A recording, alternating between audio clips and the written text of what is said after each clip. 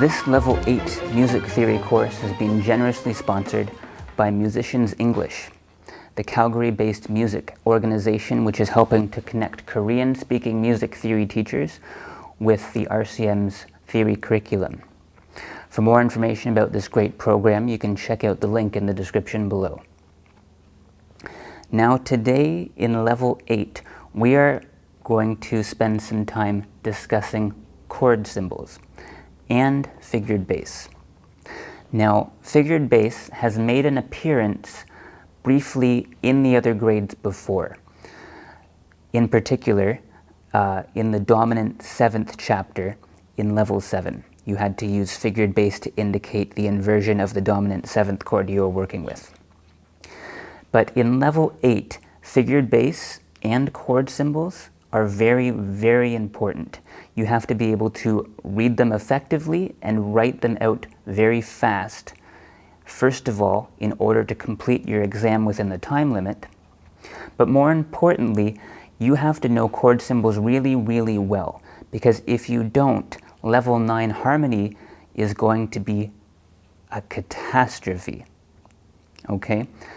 So, if you find chord symbols really easy, the Roman numerals and the root quality chord symbols, it's a very good indicator that you've been paying attention to all the music theory stuff we've learned, and you're now ready to go to Level 9.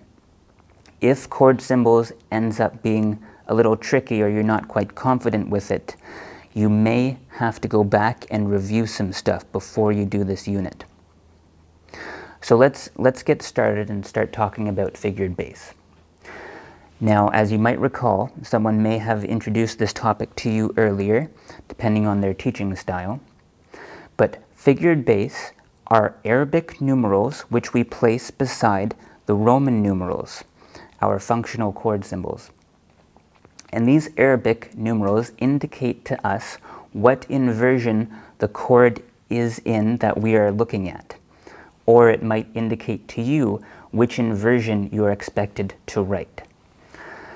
So, let's look at what they are on the piano, and we're going to start with something easy. Let's start with a C major chord.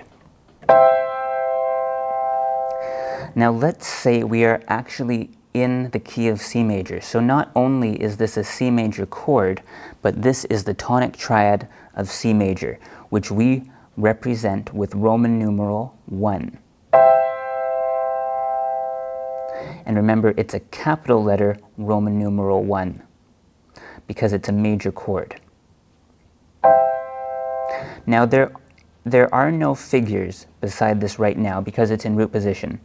But if I move this C major triad up into first inversion, look what happens. A small number 6 appears beside the capital letter 1. Now, if you really want to be picky, this is to show you that the outer interval is the 6th. But I don't want you to worry about that too much. All I need you to know is that when you have a Roman numeral and a small 6 beside it, the triad is in first inversion, meaning the 3rd is in the bass. Now let's see what happens when we put this triad in second inversion.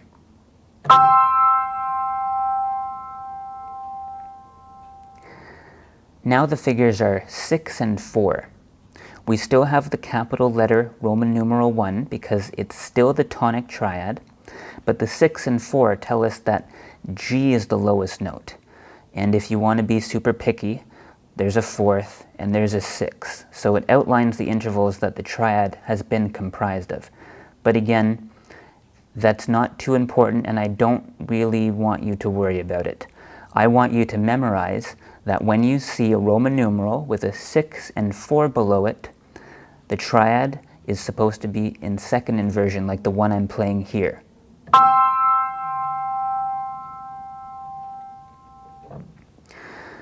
Now, this stays the same even if we're in a minor key. So let's pretend we're in C minor and that this is the tonic triad again. Now, of course, the functional chord symbol switches to lowercase 1 because it's minor. If I move this C minor triad to first inversion, we get the small 6 beside the Roman numeral. And if I put it into second inversion, again the 6 and 4 appear.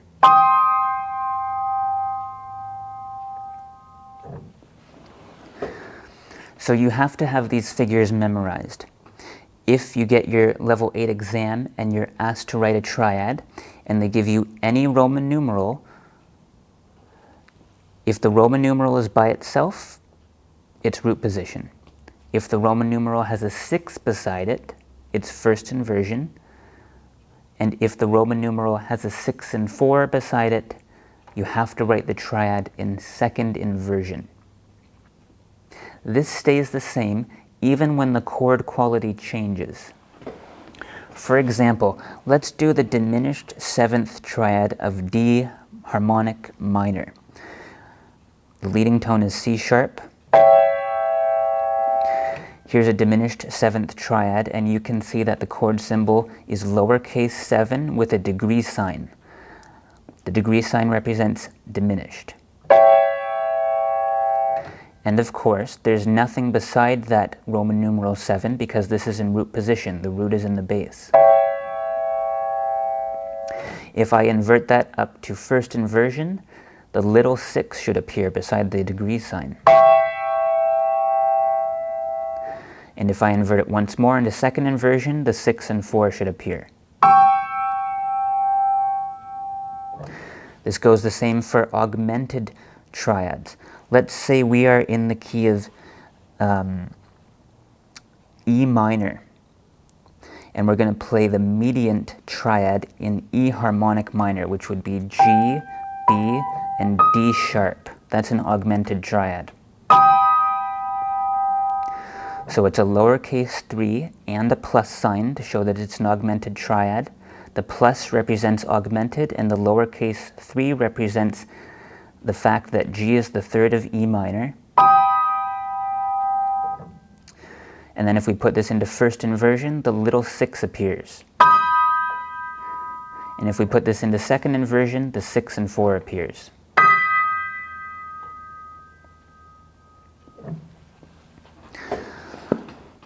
So the figured bass correlates with what inversion the chord is in. Let's review dominant 7th chords and their figured bass and chord symbols. Here's the dominant 7th of a D major key signature, A, C sharp, E, G.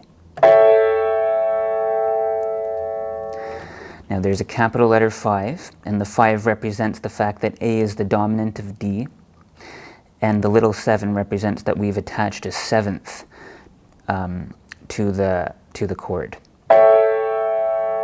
Now if we put this in first inversion, we learn this in level 7. Now it's 5, 6, 5. It's the dominant 7th chord, and the figures are 6 and 5 beside it. And if we play a dominant 7th chord in second inversion, we should get 5, 4, 3. And the last inversion, third inversion, we should get 5, 4, 2. So dominant 7th is capital 5 and a 7, 5, 6, 5, 5, 4, 3, and 5, 4, 2.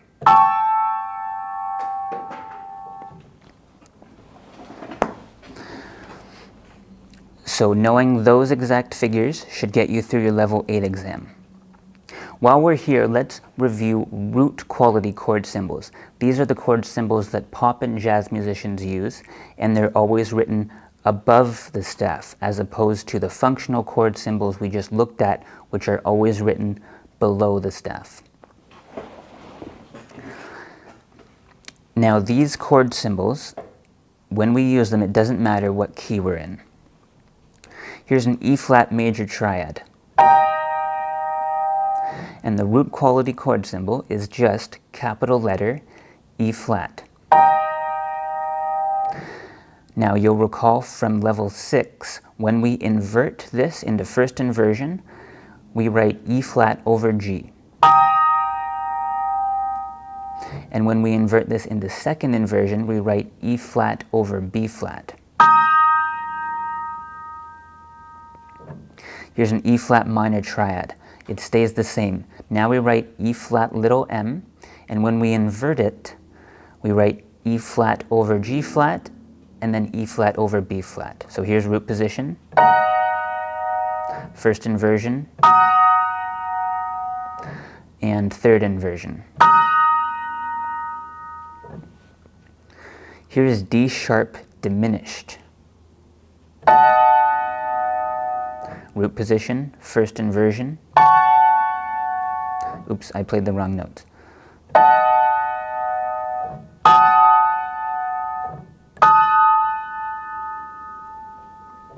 And here's an E flat augmented chord. E flat, capital letter E flat with a plus sign. Over G, and then over B natural. Let's look at root quality chord symbols for dominant sevenths. Here's the dominant seventh of G major. Capital letter D with a 7. Capital letter D7 over F sharp. Capital letter D7 over A. And capital letter D7 over C.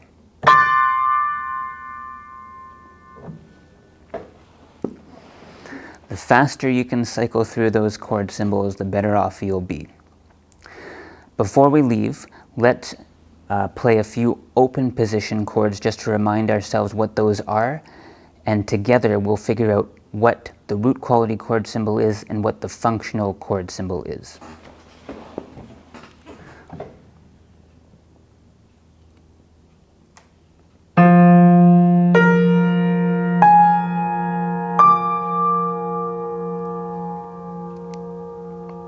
First question we should ask is, how many notes did I play? There were 4 different notes there, so we're not working with a triad. It must be a 7th chord. Now you know 2 7th chords. You know dominant 7th chords, and you know diminished 7th chords. Let's round up the notes. How can we stack those in thirds?